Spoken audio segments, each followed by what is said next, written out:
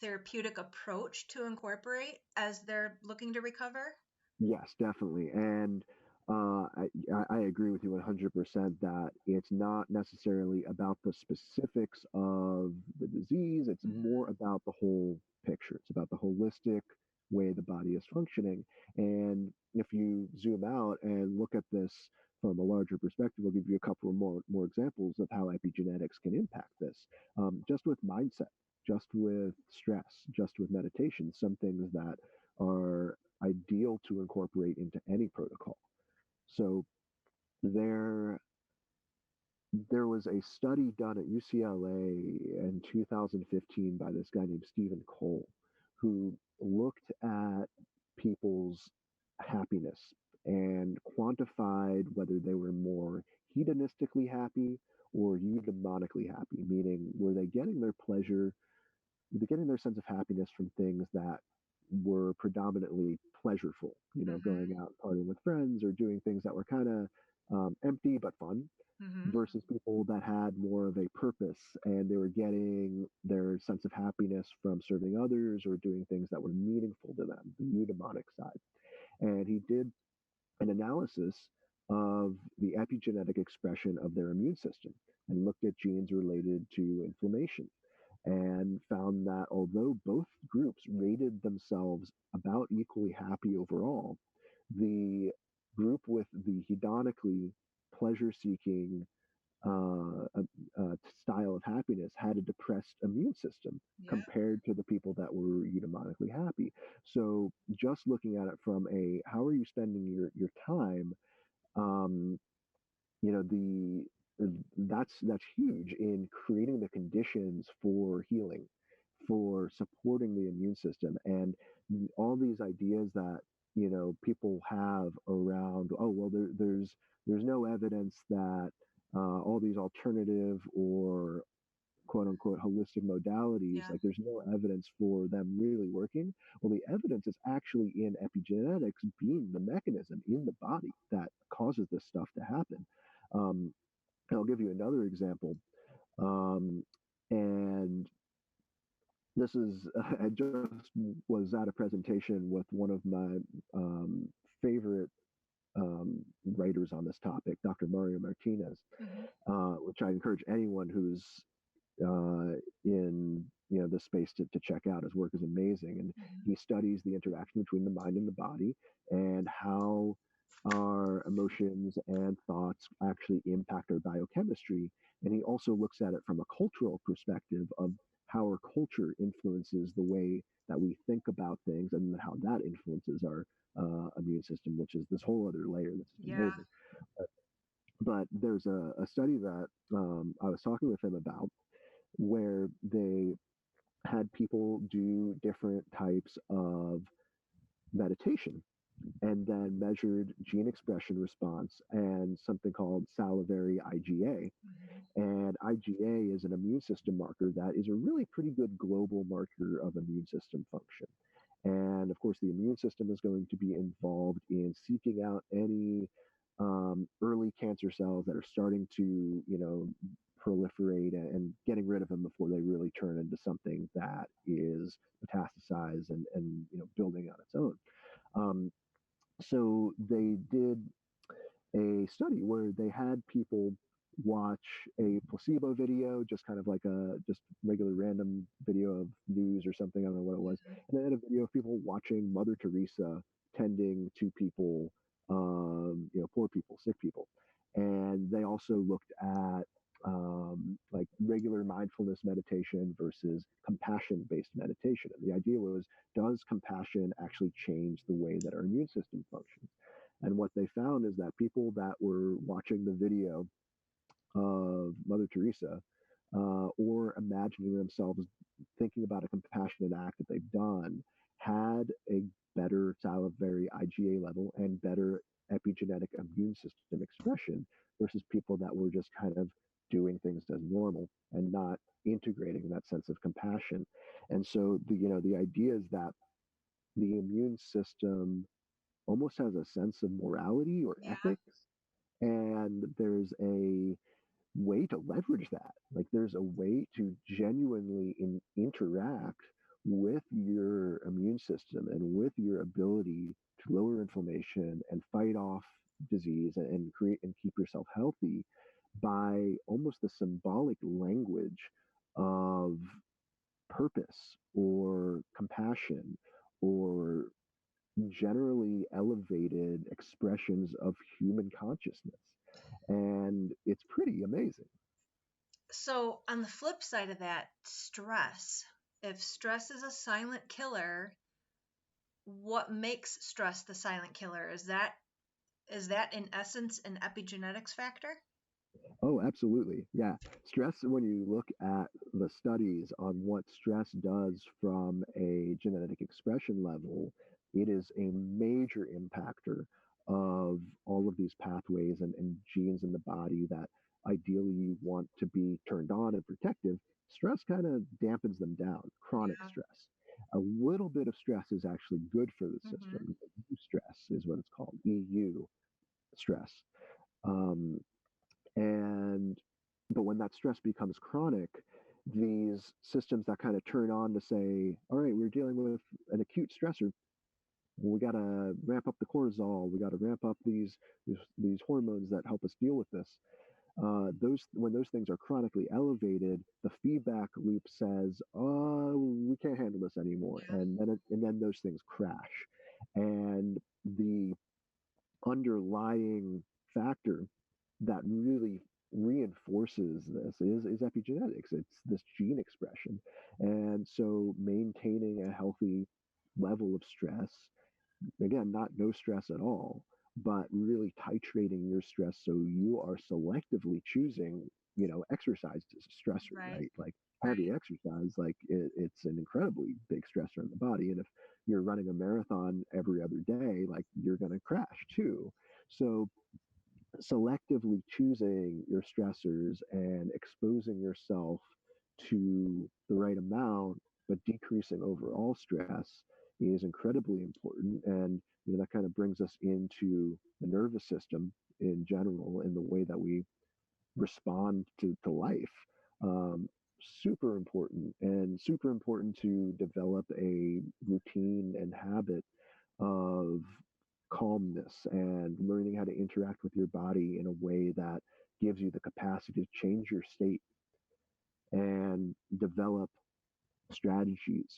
Breath, mind body exercises Yeah. are really one of the best ways. And when you look at the gene expression research on this stuff, it's powerful. I mean, when you look at studies on meditation, there's ones that show that several thousand genes change expression with regular meditation. Let's So go back to that, to the breathing. It's part of every therapy, every consultation, every client that I talk to. I try to express the importance of breathing, deep breathing, taking time outs for breath. And I get a lot of eye rolls because people just don't. It's so simple, it's free, it doesn't take a lot of time, so they just assume that it's not going to be effective and it's not going to do anything. But doesn't isn't that like a reset? yes, it is one of the most powerful things you can do for your body to reset your nervous system and develop resiliency. The concept of an anti-fragile system Yeah. is one that is able to respond rather than break down under pressure. Hmm. And the nervous system is directly responsible for that ability to respond. And the breath is a direct window into the nervous system. It's, and I'll explain how this works. Like there's a nerve in the body called the vagus nerve that connects the brain to all of the organs in the body, Hmm. and it sends signals in both directions, from the brain to the organs, and from your gut, from your liver, from your all your organs back up to your brain. And it's kind of this bidirectional uh, status monitoring pathway, and it also controls your heart rhythm. And when you breathe in, you subtly activate the sympathetic branch of the nervous system, which is the part of the nervous system that gets your body moving. It's the activating part. And you can actually see this if you're monitoring someone's heart because the heart rate will subtly speed up when someone breathes in. And when they breathe out, it actually slows down. It actually activates the parasympathetic rest and digest system, the part of your body that's responsible for healing, the part of your body that at night when you're getting deep sleep is fully online and fully getting rid of dysfunctional cells and helping your body create new ones and regenerate. It's the regenerative side. And so that's why taking a big deep breath and taking a long exhale can be very helpful. And there's a measurement called heart rate variability Hmm. that actually can show your um, nervous system flexibility in relationship to your breath. And I encourage any of your listeners who is thinking, yeah, this stuff is kind of BS, I don't really believe in it, Yeah. to look at some of the heart rate variability research because so many different disease states are tied into heart rate variability. And the greater heart rate variability you have, the greater your heart speeds up and the greater it slows down when you take a big breath in breath and out breath, the more flexible and resilient and anti-fragile your nervous system is. One of the biggest predictors of cardiac arrest is having no heart rate variability. It's pretty profound in that yeah, exactly. It's like this is the ability to change your body's ability to respond to stress The life. Yeah. and to life. Yeah. And so there are ways to train this. There are certain breathing exercises, there are biofeedback tools. And this is something that I work with my clients on too as a foundational piece to any of the nutrition, any of the exercise, any supplements, anything that we're doing to improve systems function. This is like the glue that holds it all together. And it is deceptively simple. It's something that most people in the kind of go lifestyle Yeah. just kind of laugh at. But I'll tell you, I've seen drastic transformations from people doing nothing else but focusing on their breath. So this is foundational. Should this be step one when somebody's looking to make lifestyle adjustments, whether it be because they were diagnosed with cancer or just because they're looking for new lifestyle changes? They know they need to live healthier, but they're not sure. So, should this be the foundation? Is this step one? Going on an all organic, non GMO, um, nutritional protocol and starting to introduce detoxification methods and cleanses, and shouldn't they kind of know how their body is going to respond to that first before diving into those types of techniques? Well, I'll say, it's kind of up to the individual, up to the person listening, whether they want to do everything at once or do it stepwise, right? Yeah. In terms of like what would be step one, I would say that, yeah, breath would be a great step one, but it would also be something that ideally is done in parallel with all of those other things you just mentioned, because what I really want to stress to your audience is that epigenetics are responsive to all of these different inputs at once, right? It's not, they are responsive to the nutrients you put in your body, they're Yeah. responsive to stress, they're responsive to light, they're responsive to all of these different things. And so when you stack different protocols together, like you described doing with the integrative approach, you are synergizing the effectiveness because you're not just getting one input to the system that says, hey, go turn this gene on. You're not just putting two, you're getting, three or four or five that are reinforcing the impact of them. And so doing something in combination with a like breath is going to just make everything work better, basically. Right.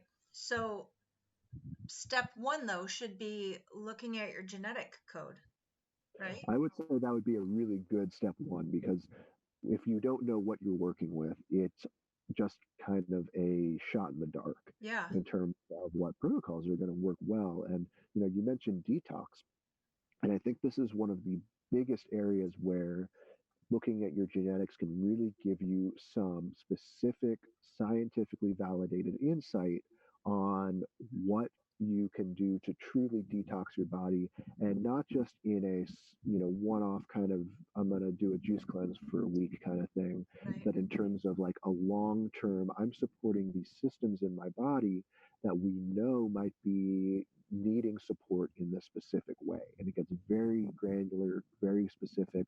We're not just talking about detox from a general perspective, we're looking at the specific enzymes, we're looking at the specific molecules your body makes and saying, hey, here are the genes that code for those enzymes.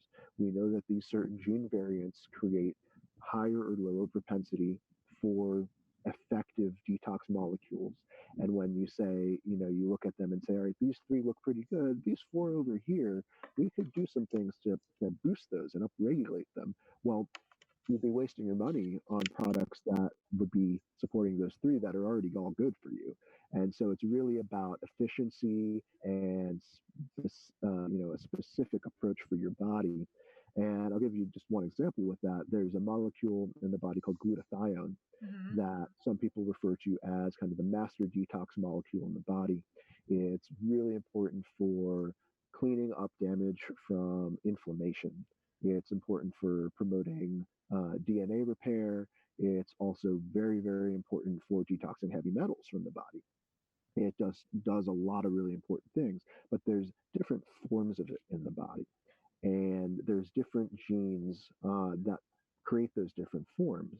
And when you look at the about 15 or so different genetic variants that I'll look at for someone in a genetic Hmm. report, you can kind of pinpoint and say, all right, well, GSTM1 or GPX3, this one has lower functioning most likely, and we can use these certain herbs to boost the production of it, or we might use certain functional foods, rosemary, broccoli sprouts, or we might use certain supplements like N-acetylcysteine that are targeted more for those specific genes. And so even within those classes of molecules, you can get really specific about where they're being produced in the body and what protocols to use to really bolster your body's detox ability. So, yeah, I would say it's a great first step. Okay. Do you ever look at somebody's report and go through their profile and think, oh, this is just a disaster. There's nothing there's nothing we can do here. Is there always something to be done? Yes, there is always something to be done. Okay. And I will say that I will do reads for people sometimes where, yeah, they have gotten a deck of cards that is less ideal than other Yeah. people. But there are things that can always be done. And when there's more cards that have, something that is potentially a risk factor, there's more things that can be done. I'm very specific about the information that I use being actionable and Uh-huh. proactive. Yeah. I have no interest in telling someone that, hey, you're stuck with this. It's just not useful, and it's generally more harmful than good. So I focus on things that can be done from a proactive perspective to shift that function and really give people the best opportunity to create health through those specific pathways and those specific genes. Is behavior included? The way people's thought processes are, is that genetically linked? Are some people more prone to just be crabby and cranky and negative and or happy? I mean, and then there's the polar opposite, or happy or both, multiple personalities and bipolar. Is that something that can also be learned in testing? To a degree, yes, there are Okay. certain variants that have, you know, correlations with different personality types and stress response, especially the way that someone responds to stress and creates that sense of anxiety or that Yeah. sense of crabbiness because of Yeah. overwhelm is, a pretty big factor. Because let's face it, most people aren't crabby because they want to be. Right. They're crabby because there's something in their life that they're having trouble managing. And I'll give you an example. There's a gene called COMT that it creates an enzyme that breaks down dopamine in the brain. And it also breaks down norepinephrine as well. It breaks down all catechol molecules. And so norepinephrine is a neurotransmitter that is released in the flight or fight response. It's part of the signaling cascade from cortisol, and cortisol causes norepinephrine to be released. And, um, when you're overly stressed, you tend to have elevated norepinephrine. Yeah. And certain people with different variants are either likely to have higher levels of dopamine and norepinephrine or lower levels. And this is very complex, and it's Hmm. not just one is good and one is bad kind of thing. But there are certain people with the COMT variant that are more prone to high stress and more prone to um, that's funny. My mentor calls this one the stuck up white girl gene. I know some of Because, the, I've seen that. yeah, yeah, because it's just like the a variant that sometimes can show up for people Yeah. as nothing is good enough. Everything is kind of like, Hmm. it's not really nothing's ever going to make you happy. Yeah. But it's interesting because that gene can also show up. Same variant can show up as the high dopamine type. That one is more the high norepinephrine type. Ah, The okay. high dopamine type tends to be the person who's extremely focused and extremely able to stay on task and very motivated. And so you get these sort of differential responses. And that's actually why it's very helpful to work with a coach who kind of understands, okay, these things can show up differently. It's not just about the genes, Hmm. it's about really assessing the whole system, assessing all these factors. And, there are different strategies, say, for someone who has that high norepinephrine variant. There's certain supplements that can influence that system versus someone who might be experiencing stress from a different factor, who might have the opposite variant. On the flip side, I'll say that the other COMT variants, they tend to be more flexible with stress, but they're also kind of more prone to ADHD and Oh yeah. not being as focused, and also a little bit more prone to addictive tendencies. And so you get this balance. But it's really about working with someone who can kind of help you understand how this stuff is expressing, which brings me to kind of a caveat around some of the direct to consumer testing options that are out there. If you've seen things where you can pay, $200 to get a report that just says, hey, here are your gene variants without someone to talk to about it, it's pretty confusing, and there's really not a lot of efficacy to it. What we're seeing right now in the market is a lot of those companies are actually scaling back or shutting down completely because the results that they've been promising people really aren't coming to fruition. And what we're seeing in the coaching model or with practitioners that are using this in their practice, integrating it with this other stuff, is that there's tremendous success that's being had.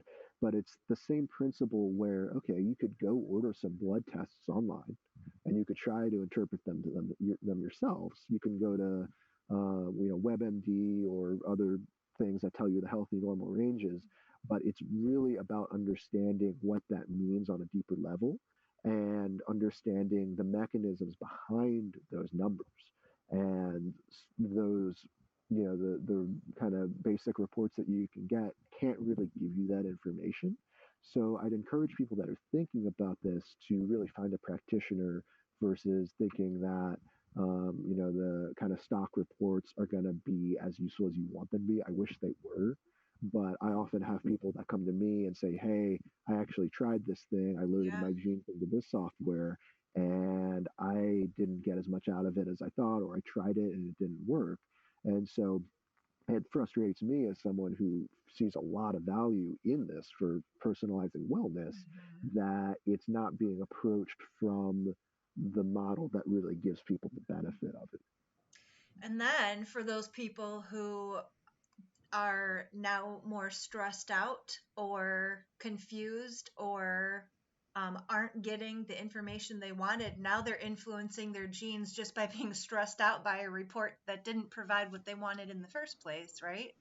Right, exactly. And a report on its own is not going to be able to sit across the table from you or on a No. Zoom call with you and ask you questions about your health history, your family history, and really create this holistic picture of how those genes are fitting into what's going on for you. And working with someone who can do that is really the way to take advantage of this, basically an instruction manual that's embedded in your DNA.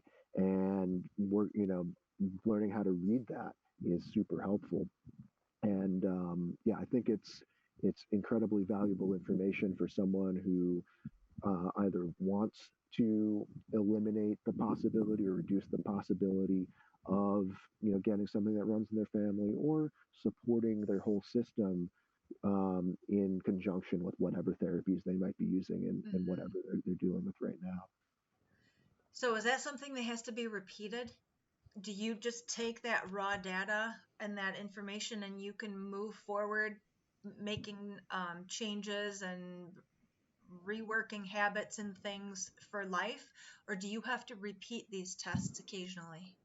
So, in general, the nuclear genome that we're analyzing stays the same. This is what you're born with, and this is Mm-hmm. what sticks with you, pretty much your whole life.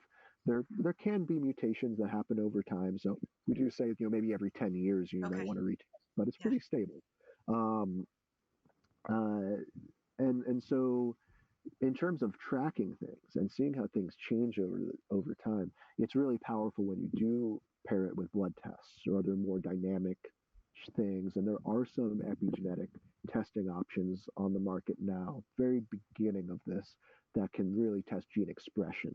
And so when I'm talking about genetic testing, we're looking at the core variants Yep. and assessing blood tests, assessing outcomes to see the epigenetic changes. But there's some products now, they're really focused on what they call the Horvath age clock, the epigenetic age clock. It's a selection of different genes that kind of give an overall biological age that Mm-hmm. you can track over time, which is really cool Mm-hmm. to see that change in the negative direction, which I've seen with a few clients. And I don't know if you saw this earlier in last year in 2019. There were a bunch of articles that came out all at once saying first evidence that that biological age can be reversed. And they were using this clock as a measurement with a specific protocol where they gave people actually a pretty basic protocol when you look at what's available, with certain supplements and with certain practices to do over a year. And they found that they actually decreased their biological age by about a year in the study. And that's, pretty impressive. But I think that's really just the beginning of what people are going to be able to do in terms of maintaining, not or creating not just longer lifespan, but longer health span, in terms of really generating the type of resiliency in the system that someone who's 20 years old has for longer, because when you look at it, all that aging really is the decrease in the ability to have regenerative systems in the body, and an increase in the degenerative parts of the body. And so it's this, kind of seesaw back and forth. And really what I do with a lot of my clients is, I focus on creating that regenerative side while trying to eliminate as much as possible that degenerative side. And that just has a global impact on wellness, vitality, energy, mood, focus, and of course, disease risk as well. Are we throwing electromagnetic fields, all the EMFs, the dirty electricity? How are we looking at that? So I'm looking at that from a pretty cautious perspective. Yeah. I think that the human system evolved in a totally different environment than what we're seeing right now in terms of the Mm-hmm. electromagnetic field. And again, when you look at epigenetic changes from electromagnetism in a uncontrolled environment, now there also are some cool studies looking at specific frequencies of electromagnetic, pulsed electromagnetic fields that actually show some promise for treating certain things. But when we're in kind of the Wi-Fi soup of modern Yeah. life, I'm cautious. It How is does that tend to, affecting the genes? How is that affecting the nuclear genome? Is it? most likely, and I want to be cautious with this because I think there's still a lot to be learned, Yeah. but there are studies that have shown an increase in certain inflammatory markers with exposure to electromagnetic fields. And there's one study that I wish someone would do some more research on that was looking at nuclear genome variants and susceptibility to electromagnetic hypersensitivity, Oh, yeah. where certain people, are probably not going to be super sensitive, but then certain people probably are. And a lot of those gene variants were in antioxidant systems. And so if you are someone who naturally produces lower amounts of certain protective chemicals in the body, then you're probably more likely to be sensitive to electromagnetism. And this was actually a study where they're looking at people that were both electrosensitive and people that had multiple chemical sensitivity, which is a much more credible, medically established phenomenon. I put credible in air quotes Yeah. here. Um, but they were basically finding that these gene variants were common in both of those conditions, which looks like excess, out of control oxidative stress in response to an environmental insult. And so, again, it's the gene environment interaction. There's something that predisposes people to, you know, be less resilient when they're exposed to a certain Yeah. environmental signal. And then when they're exposed to that environmental signal, well, that's the outcome that people are experiencing as those symptoms. Is there ever an instance where somebody almost gets a free ticket to be unhealthy? You just sometimes see these people that make it into their elder years and they're heavy drinkers. They've been smoking for decades. They eat garbage. They had high stress jobs, but they just made it, and they made it without a diagnosis. We don't know what's underlying, but and then you see these people in their early 20s, 30s, and it's just such a struggle. So, my question is, um, can we, is there genes that just allow us to be that way? Yeah, there are certain ones that provide a bit of protection, Yeah. and there's certain ones that have been identified that gives people more free range than others. Okay. I'll tell you another funny story that Dr. Mario Martinez was talking about when I saw him at this conference a few weeks ago, because he does longevity research. He Hmm. interviews centenarians, people over 100, and is very interested in looking at the core factors that give people the ability to live that long. And his sense of it, and I think he's right, is it's less about the genes and it's more about the mindset. The common factors between people that live that long is mindset and mentality more so than what genes they have. Yeah, there's certain genes that give people protective factors, but there are plenty of people that don't have those genes that live to be that age. And he was telling the story about he was in Cuba interviewing centenarians, people over 100, and he was asking people, hey, is there any habit that you do on a regular basis that is really meaningful to you? And the first person says, yeah, I have a shot of whiskey every night before I go Yeah. to bed. And he said, oh, well, the secret to longevity must be in the whiskey. Drink a shot of good whiskey before I go. Another centenarian told him, well, I have a Cuban cigar every morning. Hmm. And he said, oh, well, I need the whiskey and I need the cigar. That's what's going to do it. And what he kept finding is that people had these unhealthy habits, but they ritualized them. They made them into something that was actually really Oh. meaningful to them, and it wasn't this random thing that they were doing, that didn't have meaning. It's about the purposeful meaning and ritual of doing things like that. And for whatever reason, epigenetically and from an immune system perspective, there's a response to that that's very different than, again, looking at it from a hedonic versus eudaimonic paradigm.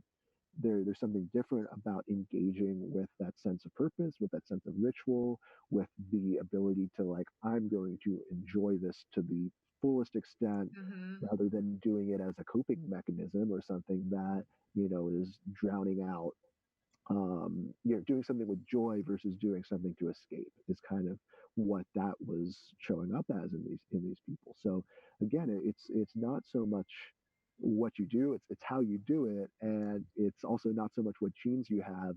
It's kind of what you do and then how you do it. So it's this interaction there. So it's having the structure and doing so with intention and making.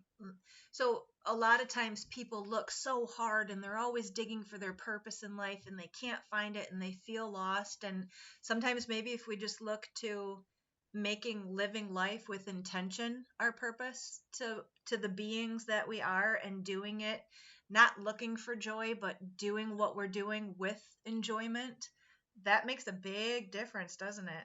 Yeah. What's your process? Yeah. What is your process for joy? How are you doing it? How are you um, engaging with those those higher ideals of what it means to be a human. And it's not the so easy to find, but it's something that if you look for and live with your life with intention, I think it's there.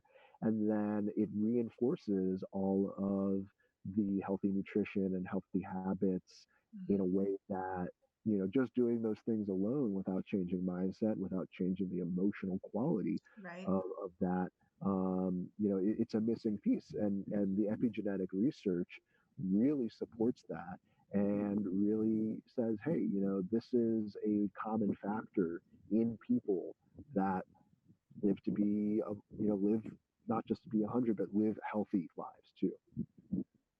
So being crabby and stressed out's not going to get you very far, No, huh? not going to get you very far. No. No.